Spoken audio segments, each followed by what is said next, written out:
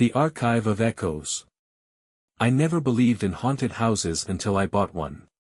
That's not entirely accurate. I never believed in haunted houses until my house became one. The transformation wasn't sudden, it crept in like evening shadows stretching across hardwood floors, so gradual that by the time I realized something was wrong, the darkness had already taken root. The Victorian-style mansion on Ravencrest Drive had been a dream come true. 3 stories of historic architecture, complete with a widow's walk and original stained glass windows that cast kaleidoscope patterns across the foyer at sunset.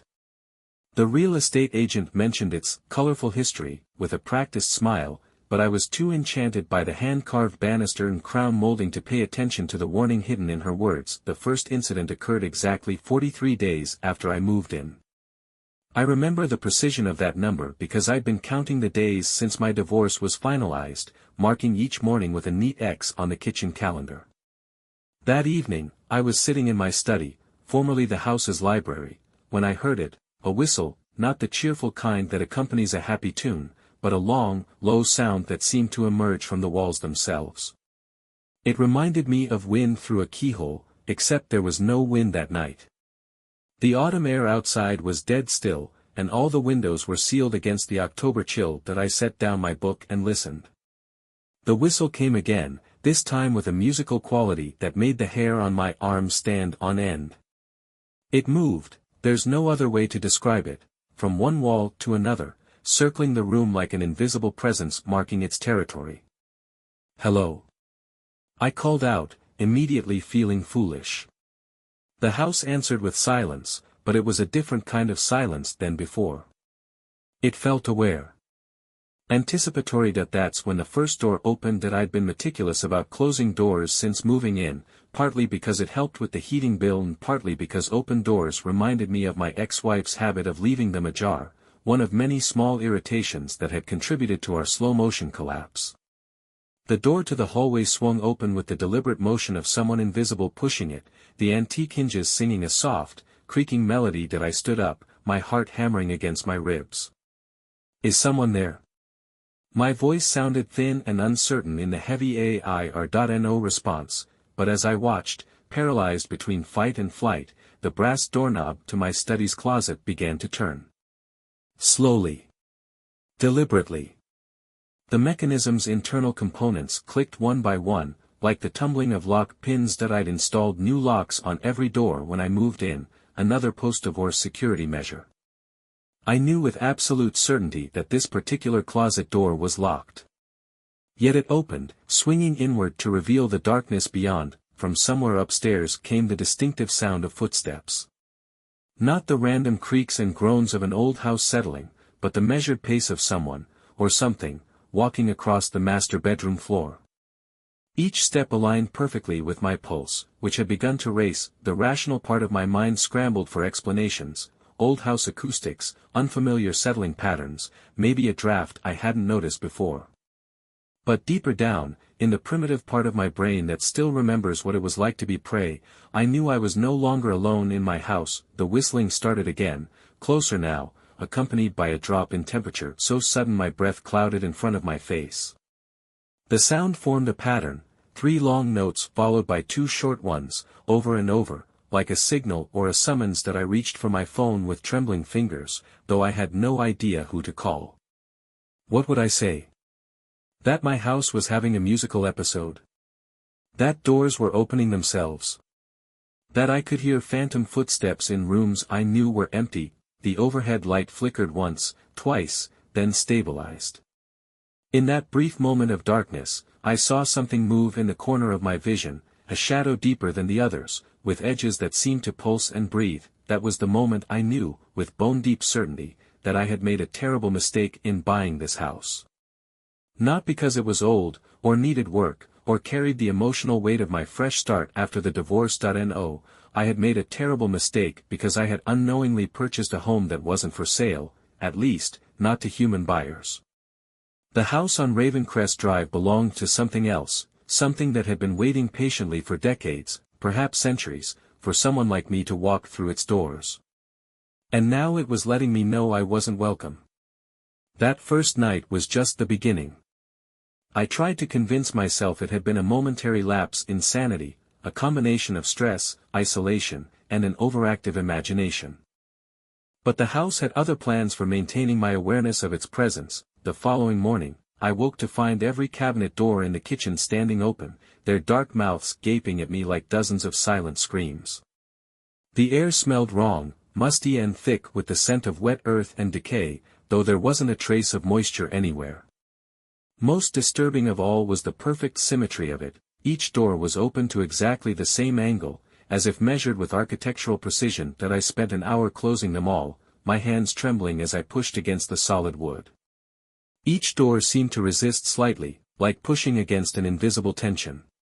When the last one finally clicked shut, a sound echoed through the house that I can only describe as a sigh, deep, resonant, and unmistakably pleased that it was playing with me. That realization sent me hurrying to my laptop, where I began researching the house's history.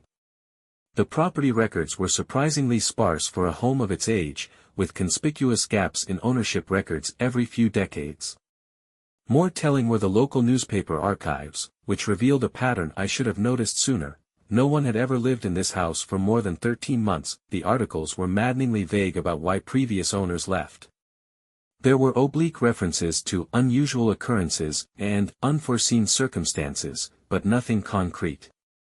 One article from 1967 mentioned a family leaving in the middle of the night, abandoning most of their belongings. Their statement to the local paper cited only irreconcilable differences with the property. As I read, the temperature in my study began to drop. The screen of my laptop flickered, and the text seemed to blur and shift before my eyes.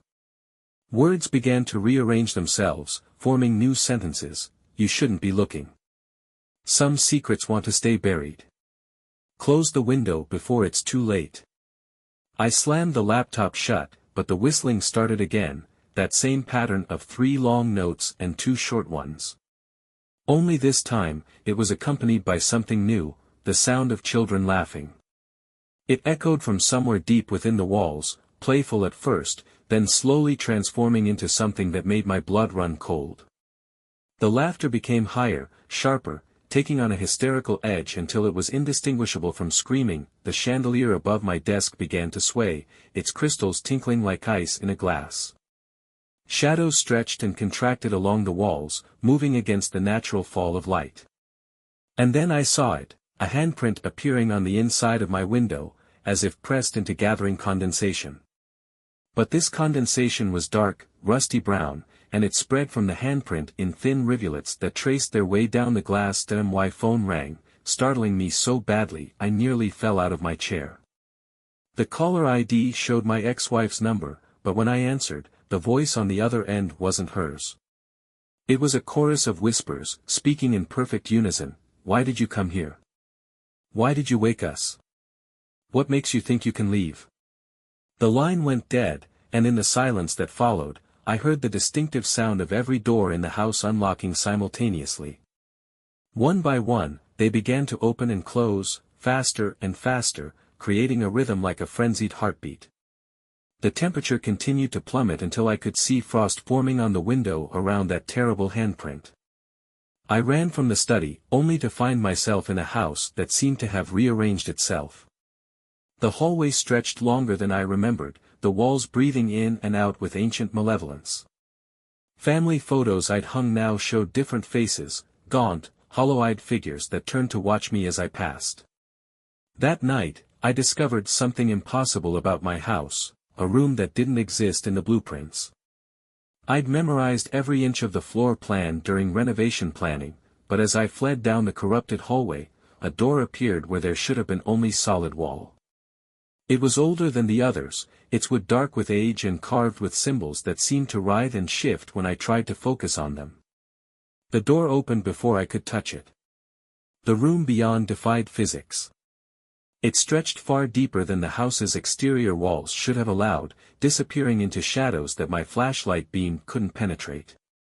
The air inside felt thick, almost gelatinous, and carried the musty sweetness of long-dead flowers and something underneath, a metallic tang that reminded me of blood. Wallpaper peeled from the walls in long, curling strips that moved like fingers in an unfelt breeze. They seemed to reach for me as I stepped inside, drawn by a compulsion I couldn't resist.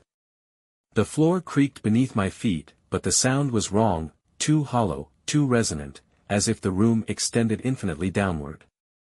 In the center of the room stood a single piece of furniture, a mirror in an ornate bronze frame. Its surface was clouded with age, but as I approached, it began to clear like pond water settling after a storm. My reflection appeared, but something was wrong. The me in the mirror was smiling, a wide, unnatural grin that stretched too far across my face. As I watched, horrified, my reflection raised its hand and pressed it against the glass from the other side. The whistling started again, but this time it formed words, "Welcome home, Andrew." My name in that otherworldly tone sent shivers down my spine. The mirror me tilted its head at an impossible angle, that terrible grin never wavering.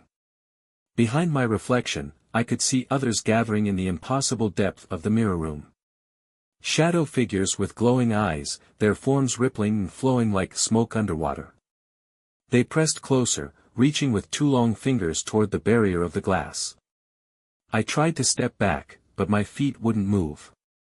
The floor had become soft, pliant, like flesh beneath my shoes. It pulsed with a steady rhythm, the beating heart of the house. The temperature plunged until my breath came out in white clouds, but sweat rolled down my back in cold rivulets. The mirror me spoke, its voice a chorus of whispers that seemed to come from everywhere at once. "We've been so lonely, Andrew. So very lonely. But now you're here, and we can all be together. Forever." Its hand pushed through the glass, which rippled like mercury. Fingers colder than death brushed my cheek, leaving trails of numbness in their wake. The shadow figures behind it began to sing, a discordant lullaby that made my teeth ache and my vision blur. I jerked away, finally breaking whatever force had held me in place. As I stumbled backward, I caught a glimpse of something else in the mirror, the truth behind the house's facade.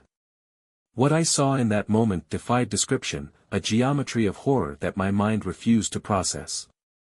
It was the house's true form, a living thing that had worn this Victorian mask for centuries, feeding on the fear and despair of its occupants. The door slammed shut behind me as I fled, but not before I heard my reflection's parting words, "Run all you want, Andrew. You're already part of us now. You're already home." When I finally found my way back to the main hallway, the door to the impossible room had vanished, leaving only blank wall in its place.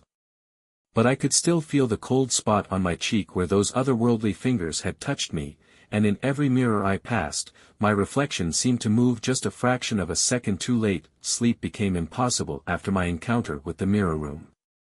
Every time I closed my eyes, I saw that twisted version of my own face grinning back at me. But staying awake was worse.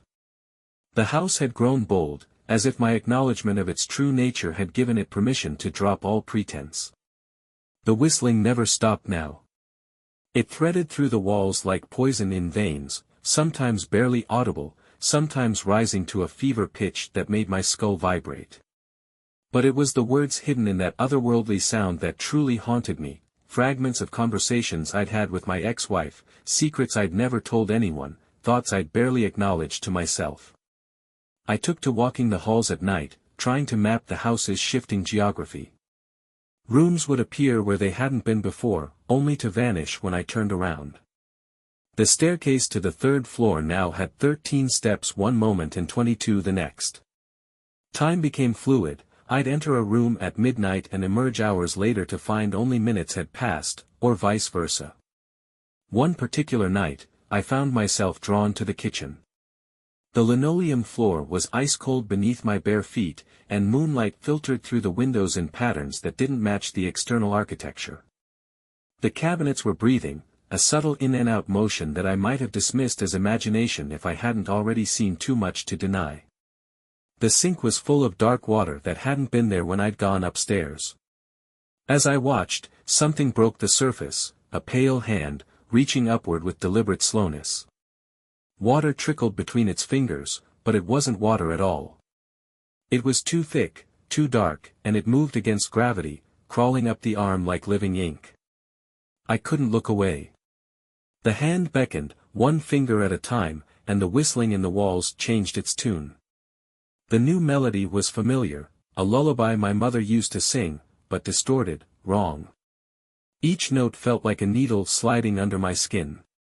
"We remember everything," the walls whispered. "Every tear you've shed, every prayer you've whispered, every moment of despair. Such delicious pain, Andrew. Such perfect desperation." The temperature dropped until frost crept across the windows in elaborate patterns that looked suspiciously like faces in agony. The hand in the sink continued its hypnotic beckoning, and I realized with horror that I'd taken a step toward it without meaning to. That's when I heard the scratching from inside the pantry. Slow, methodical, like something marking time. Or counting down. The door handle began to turn with excruciating slowness, each tiny movement accompanied by the crack of ancient metal under strain. My body screamed at me to run, but experience had taught me that's exactly what the house wanted. It fed on fear, grew stronger with each panicked heartbeat. Instead, I forced myself to stand perfectly still, controlling my breathing the way my therapist had taught me during the divorce. The scratching stopped. The hand in the sink sank back into the dark water. For a moment, perfect silence fell, not even the usual creaks and groans of the house disturbed the night. Then something knocked on the other side of the pantry door. 3 slow, deliberate taps that resonated through my bones. A voice, ancient and dry as autumn leaves, spoke from behind the wood, "We can wait, Andrew. We have nothing but time. And you'll have to open this door eventually. Everyone does." The basement door had always been locked. Not by my choice, it was simply a fact of the house, like the way the third step from the top creaked or how the afternoon light cast strange shadows in the dining room. I'd assumed it was stuck, warped with age like so many other things in this ancient structure. But on the 6th night after my encounter with the mirror room, I heard it open. The sound pulled me from a fitful sleep, the slow groan of hinges that hadn't moved in decades, followed by the whisper of stale air rushing up from below. I lay in bed, watching my breath form clouds in the suddenly frigid air, listening to the soft scrape of the door against the hardwood floor. An invitation. A challenge. A dare. The house knew I'd investigate. It knew my cursed curiosity would drive me from the relative safety of my bedroom down to whatever waited in the darkness below. As I swung my legs over the side of the bed, my bare feet touched something wet. The hardwood floor had become slick with a thin layer of dark liquid that seemed to pulse with its own inner light. The liquid formed a path, leading from my bed to the hallway. Tiny ripples disturbed its surface, though there was no breeze. They moved in patterns that almost resembled words that I followed. What choice did I have? The house had made it clear that resistance only made things worse. Each step sent shivers up my spine as the cold liquid squished between my toes, leaving footprints that slowly filled themselves in behind me. The basement doorway gaped like a hungry mouth, darkness so absolute it seemed to swallow the beam of my flashlight. The air flowing up from below carried the scent of wet earth, old leather, and something sweeter, like overripe fruit on the edge of decay. As I descended the stairs, each step solid despite my fear of rotting wood, I noticed the walls were different. The familiar plaster had given way to rough-hewn stone that glistened with moisture.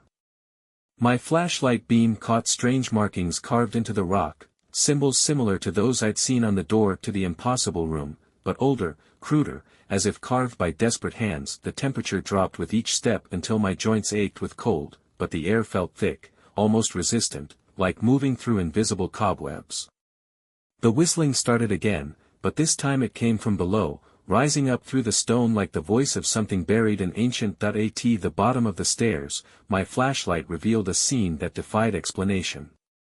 The basement stretched out before me, far larger than the house's foundation should have allowed. Row upon row of glass containers lined rough wooden shelves, each filled with a softly glowing liquid and something suspended within, shadows that moved and twisted despite the absence of light, taking shapes that my mind refused to process. In the center of the room stood a pedestal of black stone.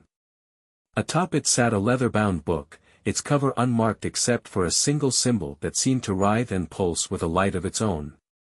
As I approached, drawn by the same inexorable force that had led me down here, I realized the leather wasn't leather at all, it was something else, something that had once lived and breathed and screamed. The book opened itself, pages turning with deliberate slowness. The text within shifted and changed as I watched, forming words in a language I shouldn't have been able to understand but somehow did. It was the house's story, its true story, written in memories and pain and fear, recorded in a ledger of souls it had consumed over centuries. The basement air grew thicker as I read, each breath becoming a struggle, as if the very atmosphere was trying to merge with my lungs. The book's pages felt wrong under my fingers, too warm, too soft, with a subtle pulse that matched my heartbeat. Or perhaps my heart had begun to match its rhythm. Names filled the yellowed pages, hundreds of them, each accompanied by dates stretching back to the house's construction. But these weren't simple records, they were confessions, desperate scratches in various hands, some elegant, others barely legible, as if written in moments of panic. Each entry ended the same way: I am home now. I am part of it. I am at peace. The last line was always written in a different hand, precise and ancient, like the house itself was adding its signature to each confession. A sound drew my attention from the book, something glass scraping against wood. One of the containers on the shelves had moved, inching forward on its own. Inside, the shadow shape pressed against the glass, and I realized with growing horror that it had eyes. Not human eyes, but something older, something that had never known light or mercy. Beautiful, aren't they? The voice came from everywhere and nowhere, resonating through the stone walls. Each one a story, each one a piece of our collection. Your jar is ready, Andrew. It's been waiting since you first walked through our doors. The liquid in the containers began to glow brighter, illuminating the basement in a sickly phosphorescent light. In that ghostly illumination, I could see the truth of what floated in those jars, not shadows at all, but something far worse. They were memories, pieces of souls, fragments of lives trapped in perpetual suspension. I tried to step back from the pedestal, but my feet wouldn't move. The floor had become like quicksand, slowly pulling me down. The book's pages continued turning on their own, faster now, until they reached a blank section. At the top of the page, in fresh ink that glistened like blood, appeared my name. Everyone leaves their mark, the house whispered. Everyone adds their story to our collection. Some fight it, some embrace it, but in the end, they all contribute to our growth. What will your contribution be, Andrew? The empty jar, my jar, slides off its shelf and floats through the air with terrible grace. Inside, something that looks like smoke begins to take shape, forming a silhouette that's hauntingly familiar. My silhouette. The basement temperature plunges until frost forms on the glass containers, creating intricate patterns that look like faces frozen in silent screams. But the book remains warm in my hands, pulsing like a living heart. Words begin appearing on the blank page beneath my name, writing themselves in that same wet, red ink. I thought I could resist. I thought I was stronger. But the house knows things, terrible things, beautiful things. It shows you truths you can't unsee, whispers secrets you can't unhear. And slowly, so slowly you barely notice, it becomes home. Not because you want it to, but because you become part of its story. Another chapter in an endless book of horrors. I fought against the basement's pull with every ounce of strength I had left, and somehow, perhaps because the house allowed it, I made it back upstairs. But escape wasn't truly possible anymore. The house had shown me too much, marked me too deeply. That night, as a storm raged outside, I discovered something in my study that changed everything. Behind a section of wood paneling that had worked loose in the thunderous vibrations, I found a collection of architectural drawings. They were obviously original to the house, but these weren't the plans I'd seen in the city records. These drawings showed something else entirely. The paper was thick, yellowed with age, and had an odd texture that reminded me of dried skin. The ink seemed to glisten wetly despite being centuries old, and the longer I studied the intricate lines, the more they appeared to pulse with a subtle rhythm. The house I knew, the one visible from the street, was merely a shell. The true structure existed in spaces between walls, in angles that violated geometry, in rooms that folded in on themselves like origami made of nightmares. The architect hadn't designed a house at all. He'd created a maze, a trap, a living thing designed to feed on human suffering. Margin notes in faded brown ink detailed the purpose of each impossible space. The mirror room was a soul separator. The basement's glass containers were memory reservoirs. And there, in the architect's spidery handwriting, was a confession that made my blood run cold. The entities required a physical anchor in this world. I have provided it, though the cost was greater than I ever imagined. They promised me immortality. They never said what form that immortality would take. A drop of water fell on the plans, then another. I looked up to find the ceiling weeping, not water, but that same dark liquid from the basement. It formed patterns as it dripped, letters in an alphabet too ancient for human tongues. The whistling started again, but this time I understood it wasn't whistling at all. It was the house speaking in its true voice, a sound that existed in the space between sounds. And now that I knew the truth about its design, I could hear the words clearly. The architect became our first chapter, the voice whispered. His sacrifice opened the door. But you, Andrew, you will be something far more precious. You will be our editor, our curator. Every story needs someone to tend it, to keep its pages turning. The drawings in my hands began to change, the lines restructuring themselves like living things. I saw my name appearing in the margins, saw myself being written into the house's architecture. The room around me shifted subtly, angles changing by degrees that shouldn't have been possible, and I realized with growing horror that I could feel every movement. Because I wasn't just in the house anymore. I was becoming part of it. The transformation wasn't painful, that would have been easier to resist. Instead, it felt like sinking into warm water, a gradual submersion into something that promised peace. The house's whispers had become a lullaby, and I caught myself humming along with its terrible melody. That's when I knew I had to get out. Not tomorrow, not after one last night's sleep, but now. Right now, before the house's architecture became my skeleton, before its walls became my skin. I made it as far as the front door before I noticed the changes in my perception.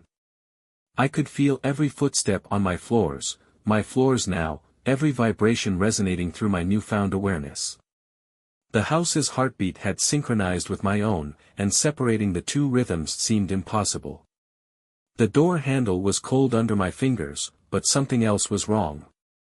As I touched it, I felt the contact in two places, on my hand and somewhere deep in the house's structure, as if I was both the one trying to leave and the thing being left behind. The lock mechanisms inside the door had changed. I could feel them now, taste them like metal on my tongue. They weren't simple mechanical parts anymore, but complex organic structures that pulsed with dark purpose. Each tumbler was inscribed with symbols that matched the ones from the architect's drawings, forming a language of imprisonment that rewrote itself with every attempt at escape. Behind me, the hallway mirror caught my movement. My reflection had changed again, subtle differences that spoke of architectural precision rather than human irregularity. My eyes held depths that shouldn't exist, like windows looking into rooms that folded endlessly into themselves. When I raised my hand, my reflection raised it a moment before I did. The others tried to leave too, whispered a voice that might have been my own, might have been the house's, might have been both at once. They all thought they could walk away from what they'd become. But you understand now, don't you? You can feel the truth in your foundations. The wallpaper around me rippled like water disturbed by invisible stones. Each pattern contained faces now, the previous owners, their features twisted in expressions that might have been agony or ecstasy. They watched with hungry eyes as I struggled with the door, and I could have sworn I heard them placing bets on how long I'd last. My fingers had begun to lose their solidity. When I looked closely, I could see wood grain emerging beneath my skin, spreading like infection through my veins. The house wasn't just claiming me, it was rewriting me, translating flesh and bone into beams and brackets, turning blood into the dark liquid that filled its memory jars. The front door finally opened, but what lay beyond wasn't my familiar porch. Instead, I saw another hallway, identical to the one behind me, stretching into impossible distance. And another mirror, showing another reflection, showing another door, showing another hallway, an infinite regression of architectural horror with me at the center of it all. It was Jessica Chen, my realtor, who finally broke the house's endless loop of corridors. Her knock echoed through my awareness like a stone dropped into dark water, rippling through the architectural spaces I now partially inhabited. The sound carried memories of sunlight and normality, of a world that still operated on solid, dependable rules. I felt her presence on my porch, the house's porch, the distinction growing blurrier by the moment, like a splinter under skin. She was fresh air in a sealed tomb, and some part of me remembered that I had called her here.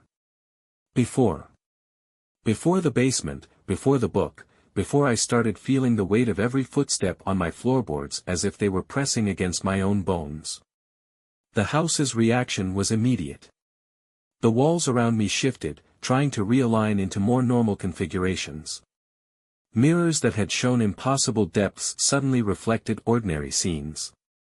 Doors that had led to nowhere found their proper places. But the camouflage was imperfect, like stage makeup applied too quickly, it couldn't quite hide the monster beneath. I opened the door, fighting against the house's reluctance. Jessica's professional smile faltered as she took in my appearance. I couldn't see myself anymore, mirrors had become unreliable allies in the house's deception, but I could imagine how I looked. Did she see the wood grain beginning to show through my skin? Could she sense how my joints had begun to move like well-oiled hinges? Mr. Harrison. Her voice carried a note of concern. Are you feeling all right? You look a bit different since our last meeting. The house whispered suggestions in my mind, showing me how easily she could become part of our collection. One wrong step, one closed door, and she'd join the chorus of voices in the walls. The basement held plenty of empty jars. But something in her ordinary human presence anchored me to my fading humanity. The scent of her coffee, the slight scuff on her professional heels, the way she clutched her tablet like a shield, these mundane details were lifelines to a world I was in danger of forgetting. The house, I managed to say, my voice creaking like old timber, it's not what you told me.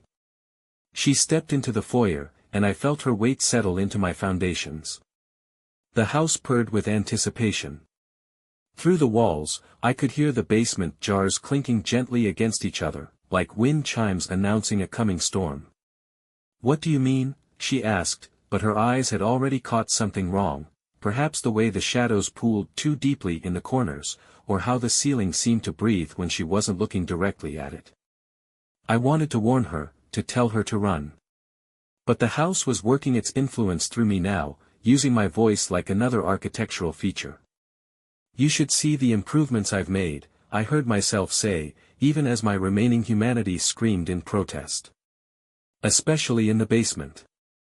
Jessica followed me down the basement stairs, her heels clicking against each step like a countdown. I felt every impact through my changing body, both as flesh and as architecture. The house's anticipation hummed through its beams and joists, through my bones and blood, a symphony of hunger barely contained. The basement had changed again. The rows of memory jars now hid in shadows that shifted and flowed like liquid darkness. The book on its pedestal remained, but its cover had taken on the texture of my own skin, as if preparing for the transfer of ownership. My name on its pages glowed with a light that pulsed in sync with my fading heartbeat.